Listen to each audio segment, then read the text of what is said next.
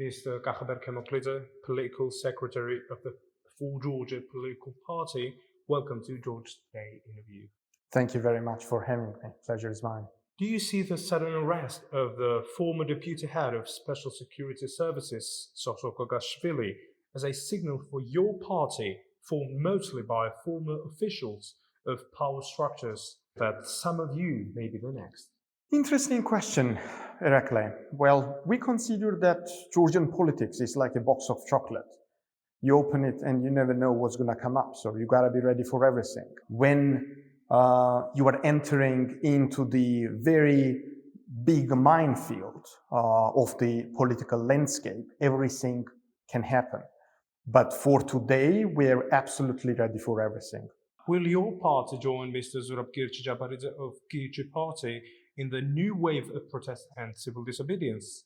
In my understanding, any sort of civil disobedience should be coming, let's say, not from the top to the bottom principle, but from the bottom to the top principle. So in my understanding, the big mistake what the particular political leaders are making in this statement, that they think that like calling on the civil disobedience will make the society come on this particular wave, to take this particular wave and come out into the streets and etc. And say, it does not happen in this country. It happens actually from the opposite way. Society itself decides when they need to come out. When they decide to create a wave of civil disobedience, it's going to be done naturally, organically.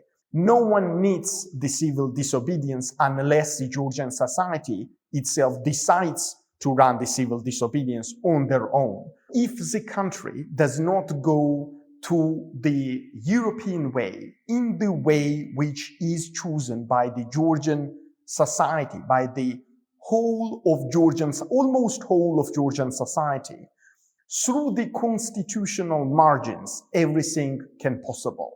And I think through the constitutional margins means exactly everything which is written within the framework of the Georgian constitution. But the statements which are made by the different political, let's say, elites from the oppositional spectrum are totally different. That's exactly what the Georgian dream wants to hear. That's exactly what they are promoting through their media channels or the media channels which are controlled by the party.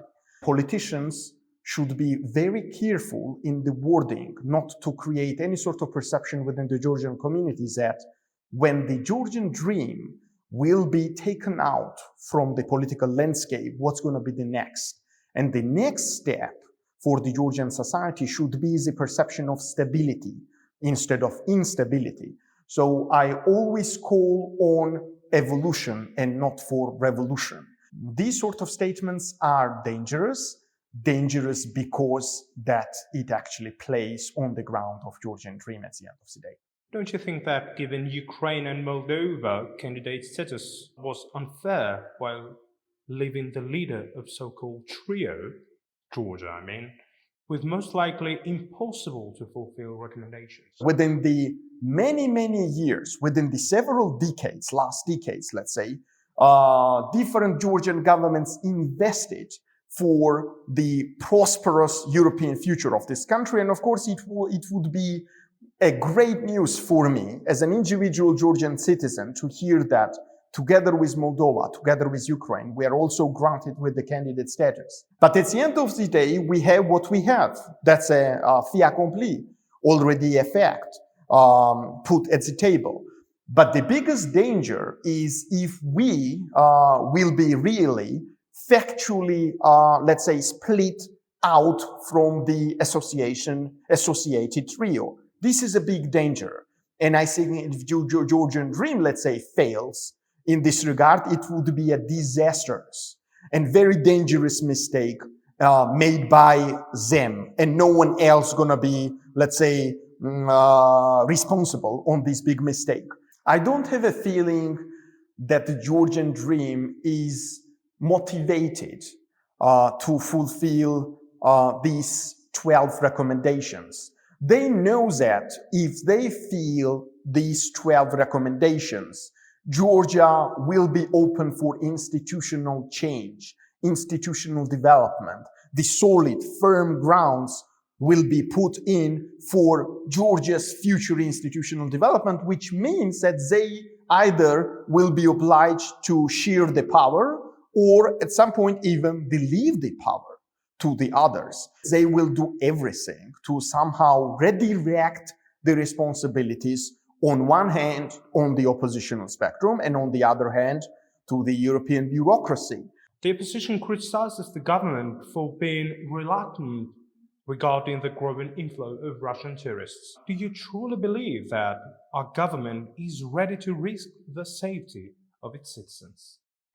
I think government has no sense about the true danger what might be coming from the uncontrolled and unmanaged inflow of the Russian tourists, because we are living in extremely dangerous geopolitical times for many, many reasons, for the ongoing war in Ukraine and for the other, let's say, challenges, what we have, security challenges, what we as a state, as a country have been facing for many, many years. That's the occupation, that's different, let's say, challenges coming from different parts of the region, from different neighbors of the region, and etc., and etc. So I don't have the sense that the government actually realizes the true challenges coming from the Russian tourists. As an let's say, intelligence official, I know what is the technical, infrastructural, and at some point even human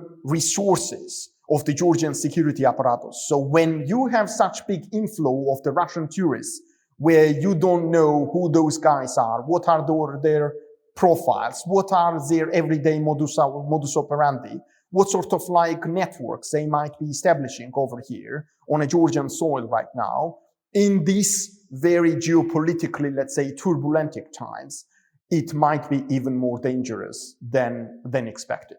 Days ago, the daughter of Alexander Dugin, so-called Putin's brain, died in suspected car bombing. FSB already named a Ukrainian citizen responsible for that. What do you think will Russia do in response? I think as an analyst, let's say, intelligence analyst, I think that the clear aim is to, again, increase the radicalized sentiments against Ukraine within the Russian society. Whether the clear goal was to somehow redirect the country for the whole of country mobilization, I don't know, might be. What's the purpose of it? What will happen? Will Russian army become stronger if the radicalization will become stronger in Russian people? First and foremost, like Russian political spectrum, Kremlin is struggling to justify the war in Ukraine because they are having a lot of losses. Not only like through the military machinery and equipment, but within the human sources.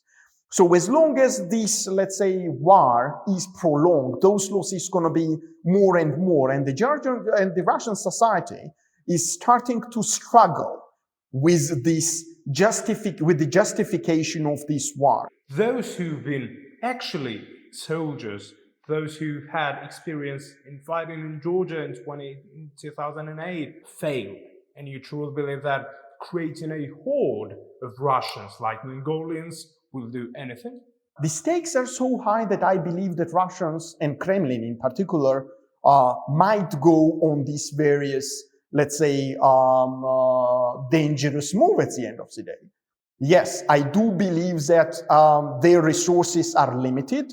Their human resources are extremely limited. I think there are clear evidence in this regard. They mobilize like the different mercenaries. They mobilize men under 50 years old. They mobilize like the prisoners and etc. etc. But still, they are moving very slowly, even on an eastern front, on the front of Lugansk and Donetsk. So in this very context, I do believe that to get an extra resources, you need to create a solid narrative in the mindsets of Russians. But we might see different blow-ups, we might see different assassinations, we might see different, let's say, artificial false flag operations, calling Ukrainians Nazis and radicals and etc. to justify any sort of action against unpopular action against Ukrainians in the future.